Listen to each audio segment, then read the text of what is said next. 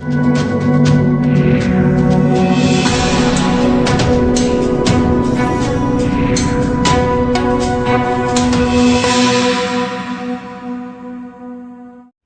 में ओल्ड राजेंद्र नगर की घटना के बाद छात्राओं को दी गई श्रद्धांजलि, निकाला गया कैंडल मार्च।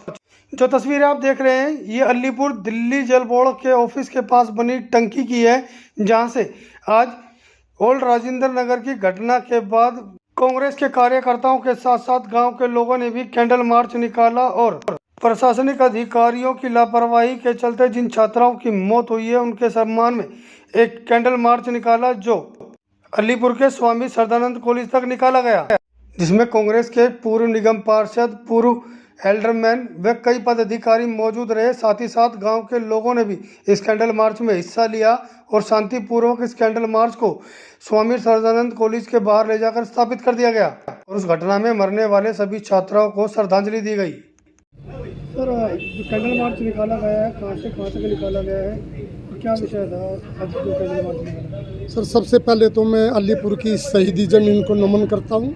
उसके बाद ये जो छात्र हमारे जो बेटे हैं, भाई है और अपने माँ बाप के इकलौती संतान थी ये, इनकी जो शहादत हुए, मैं तो इनको ये नहीं कहूँगा कि वो डूब गए, नहीं, मैं ये कहूँगा इन्होंने शहादत हुई है इनकी और इनको शहीद का दर्जा भी मिलना चाहिए।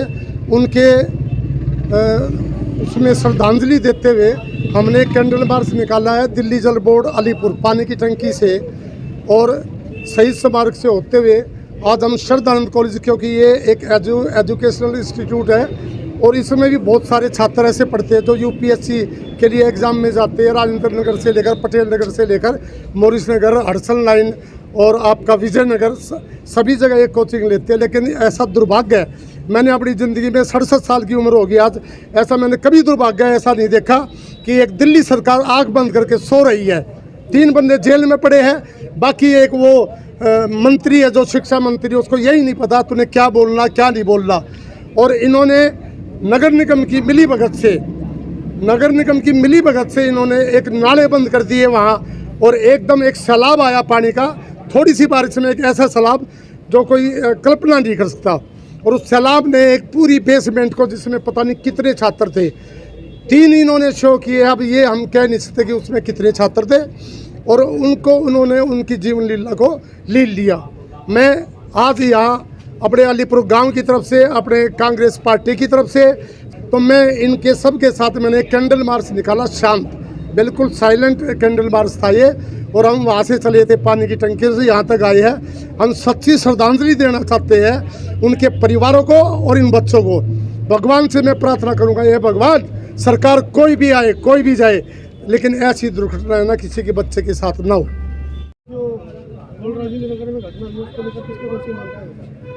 देखिए, बड़े दुख का विषय है ये, बहुत दुख की बात है कि दिल्ली सरकार और नगर निगम की लापरवाही की वजह से ऐसे मेधावी छात्र जो इतनी बड़ी परीक्षा की तैयारी कर रहे थे, 4 छात्र मारे जाते हैं, एक करंट की वजह से और 3 डूबने की वजह से।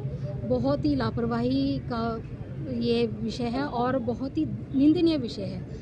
तो ये इसकी हम बहुत ही निंदा करते हैं और उनको अपनी श्रद्धांजलि देते हैं उन छात्रों को कि वो आज इस लापरवाही की वजह से वो आज शहीद हुए हैं, वो जो मरे हैं उनको हम अपनी तरफ से सच्ची श्रद्धांजलि देते हैं। और हम दिल्ली सरकार और नगर निगम को ये कहना चाहते हैं कि अपनी इस लापरवाही से आपने इतने मेधावी छात्रों को जो ये मारा है, ये एक तरह से हत्या है।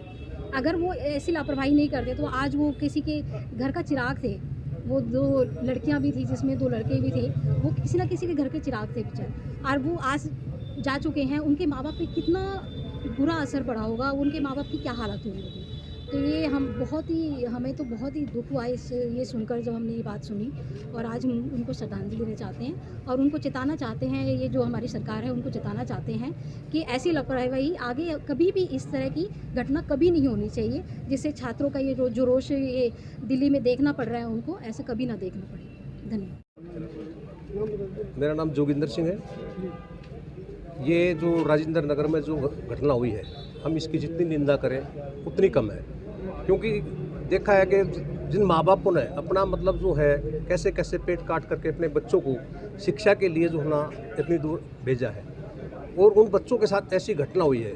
इस सरकार को, जो दिल्ली सरकार है, केजरीवाल सरकार है, इसको सोचना चाहिए कि इतनी जो लापरवाही जो की है, जो जगह जगह जो सफाई की व्यवस्था जो बिल्कुल शर्मरा गई है, उस पर ध्यान रखते हुए और हम सरकार से मांग करते हैं कि इन बच्चों के साथ न्याय हो।